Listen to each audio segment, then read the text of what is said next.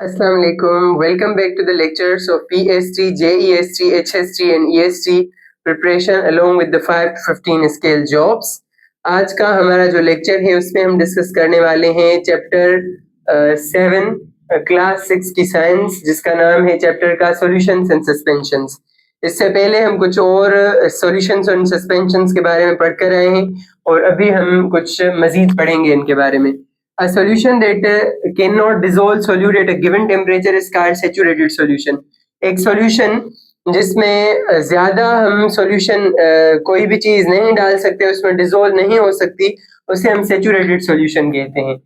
A solution that can dissolve solution at a given temperature is called unsaturated solution. एक ऐसा solution जिसमें किसी मखसूस टेम्परेचर पर और भी आप कोई चीज डिसॉल्व कर सकते हैं, उसे अनसैचुरेटेड सॉल्यूशन कहते हैं। Mixtures in which solute particles are larger and remain suspended in the solvent are called suspensions. वो मिक्सचर्स जिसमें सोल्यूट के पार्टिकल्स बड़े होते हैं और वो सस्पेंडेड रहते हैं सॉल्वेंट में, तो उसे सस्पेंशंस कहते हैं। मटी water is an example of suspension. जो मट्टी वाला पानी होता है वो सस्पेंशन की एक मिसाल है, जिसमें मट्टी भी होती है और उसके पार्टिकल्स जाहिर भी होते हैं। तो ये एक ऐसा मिक्सचर है जिसमें पार्टिकल्स बड़े होते हैं और सस्पेंडेड रहते हैं। A solution is a homogeneous mixture. जो सॉल्यूशन होता है वो एक मिक्स होमोजेनस मिक्सचर होता है जिसमें बहुत सारी चीजें हो सकती हैं। The suspension is opaque. जो सस्पेंशन होता है वो ओपेक होता है। ओपेक कैसे? यानी जिसमें पानी होता है। The solubility of a solute substance increase the liquid heats up। जो कोई भी solute substance होता है, solute substance जिसमें यानी कोई चीज मिक्स होती है, अगर उसको गर्मी ज्यादा दी जाए तो उसकी solubility बढ़ती जाएगी, यानी उसमें आप ज्यादा चीजें डिसोल्व करते जाएंगे। मिसाल के तौर पर आपके पास पानी है, ठंडा पानी है, ठंडे पानी में अगर आप चीनी डालेंगे तो ज्यादा मिक्स नहीं होगी। उसी पानी को अगर गर्म करें तो ज्यादा चीनी उसमें मिक्स हो सकती है। तो ये वाला चैप्टर हमारा यहाँ पर खत्म होता है। नेक्स्ट चैप्टर है हमारा chapter 8, energy and its forms. Energy और उसके फॉर्म्स, उसकी शक्लें।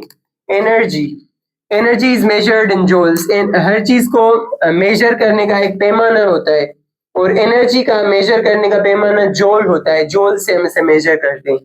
Stored form of energy in an object is called potential energy. अगर कोई चीज हो और उसमें एनर्जी जो पड़ी होती है, हर चीज में एनर्जी पड़ी होती है, उस एनर्जी को पोटेंशियल एनर्जी कहते हैं। Potential energy is dependent upon the mass of the object and the height of the object above ground. Potential energy क्या है? यहाँ से फॉर एग्जांपल इसमें पोटेंशियल एनर्जी है। पोटेंशियल एनर्जी डिपेंड करती है कि कोई चीज कितनी ऊपर है, यह चीज कितनी ऊपर है, और दूसरे नंबर पर कि उसका मास क्या है, वजन क्या है, और ग्राउंड से ऊपर। मिसाल के तौर पर अगर हम इस पेन को यहाँ से नीचे गिराएं तो कम ग्राउंड को धक्का लगेगा या कम असर होगा ग्राउंड पर। अगर यही पेन ऊपर से आए, यूनिवर्स से आए, सिर्फ अगर सुई यूनिवर्स से आए, नीडल यूनिवर्स से ऊपर खिला से आए, तो मतलब बड़े मैदान को, दुनिया के बड़े मैदान को, अर्थ के बड़े मैदान को तबाह कर सकती है सिर्फ एक सुई। वो क्यों? वो इसलिए क्योंकि वो ज्यादा दूर से आती है। जितनी चीज ज्यादा ऊपर होगी उसका मास और उसकी पोटेंशियल एनर्जी ज्यादा होगी। Kinetic energy comes from motion. जो काइनेटिक एनर्जी है वो मोशन से आती है। जब कोई चीज फिर रही होती है उसमें काइनेटिक एनर्जी होती है। जैसे व्हील है या फिर मौत का कुआं जो होता है, अक्सर नुमाइश में देखा जाता है, तो उसमें जो बाइक्स होती हैं उनमें काइनेटिक एनर्जी जमा होती जाती है, जिसकी वजह से वो कुएं में घूम सकती हैं। Kinetic energy is dependent upon the mass of the object and the speed it travels.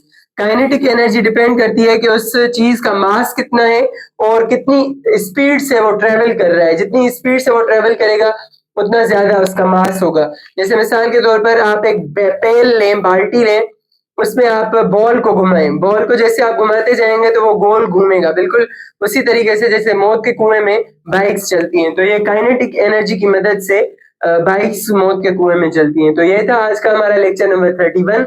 I hope आपको ये अच्छे से समझ में आया होगा। अगर कोई भी चीज समझ में नहीं आई तो मेरा व्हाट्सएप नंबर भी दिया गया है और इसके अलावा आप कमेंट्स में भी पूछ सकते हैं। Thank you so much.